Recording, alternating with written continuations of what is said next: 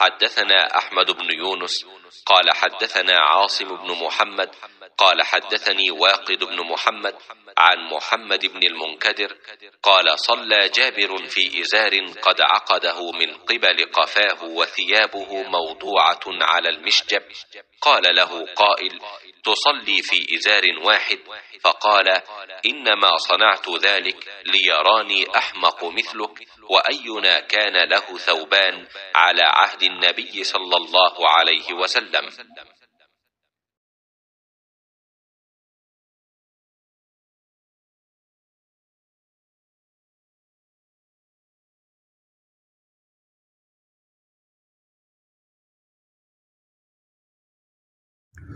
जाबर बिन अब्दुल्ला रदियल्लाहु अन्हु ने तहमद बांधकर नमाज पढ़ी, जिसे उन्होंने सर तक बांध रखा था और आपके कपड़े खूंटी पर टंगे हुए थे।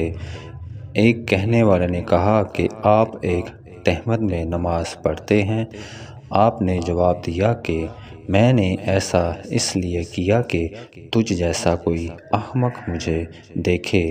भला रसूल अल्लाह सल्लल्लाहु अलैहि वसल्लम के ज़माना में दो कपड़े भी किसके पास थे? सही बुखारी हदीस नंबर 352।